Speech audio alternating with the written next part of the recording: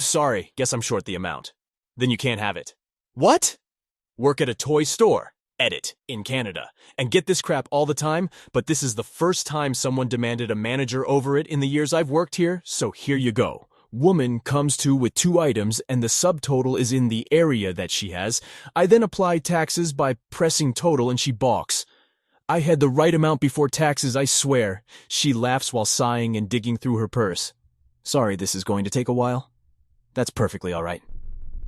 I call someone to cash too, so we have all the time in the world.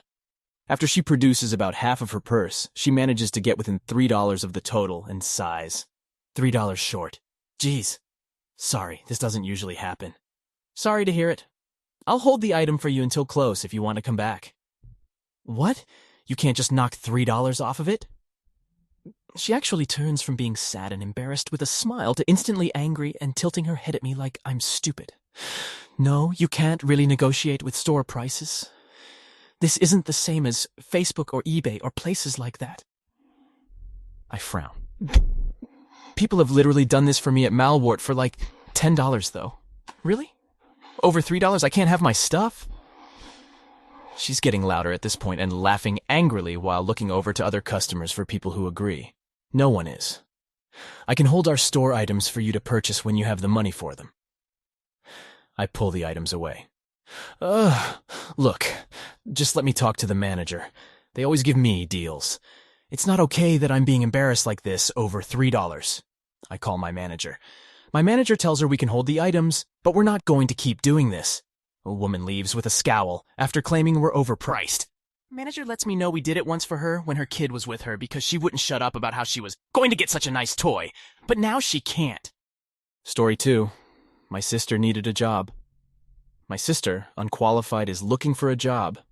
She's open to anything. She's broke, hasn't paid her rent in a month, and is borrowing money from my mother, which she has no way of paying back. I know there's a few openings available at work, so I speak to the CEO and put in a good word in the hopes she will get a job and stop taking money from my mother.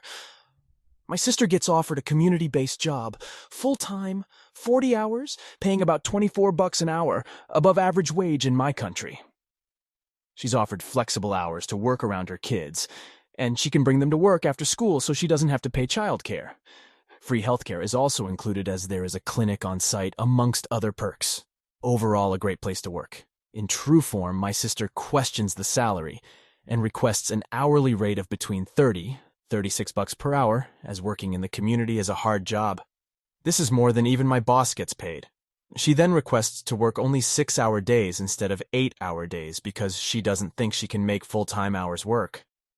The CEO declines her requests. She emails him saying she feels she is worth more and has other opportunities elsewhere. She still hasn't got a job. I'm humiliated that I put my name out there for it, and that despite her begging for any good job opportunity, she still managed to F it up. Story 3. Lady I sold air mattress to came back a year later to ask for a refund.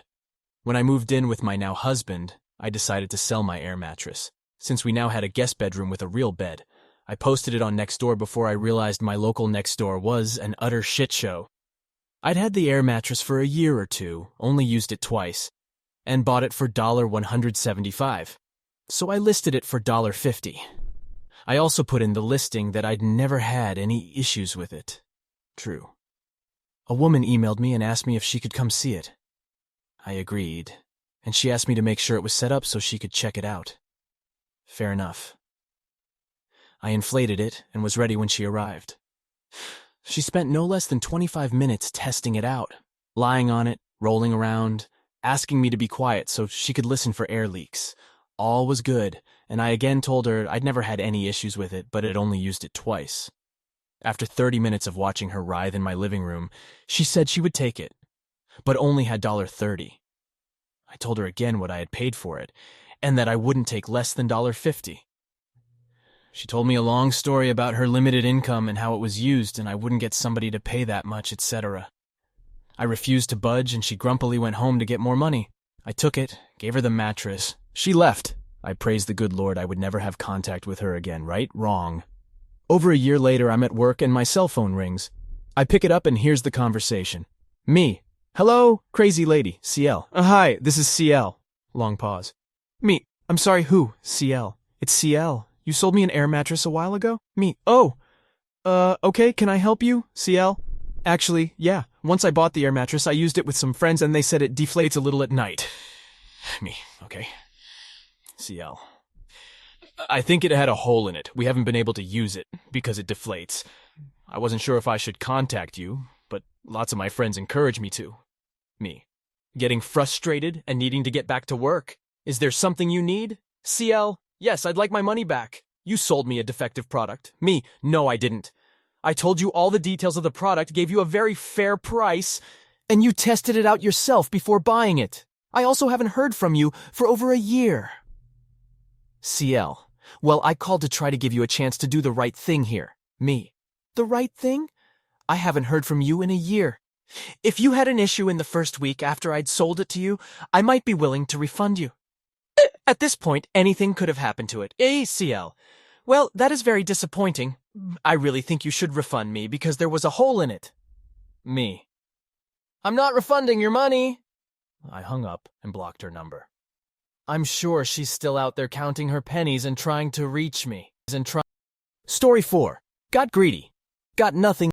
Was in a UK supermarket, waiting in line for the self-scanning checkouts. Was about 4 from the front of the queue. Due to technical difficulties, contactless payments, in UK you can pay by tapping your card or phone on the card machine, were down, and you had to insert your card in the machine and enter your PIN, or pay cash. A guy, mid to late 20s, at one of the registers, had only brought his phone as he was going to use contactless to pay, so wasn't able to pay for his groceries, which came to a grand total of £2.50, about $3.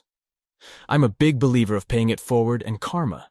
So being the good person that I am, I stepped forward and offered to pay.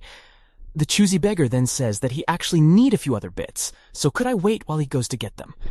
I say, okay, thinking it might be 1 or 2 more items, but he brings a whole basket full of groceries, including beer, that would have cost at least £1.50.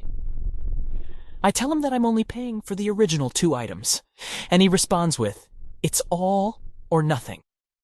After some painstaking deliberation, I told him that I would have to go with nothing, paid for my shopping and left. It's been a week, and I'm still in shock that he thought I was going to pay for all his groceries.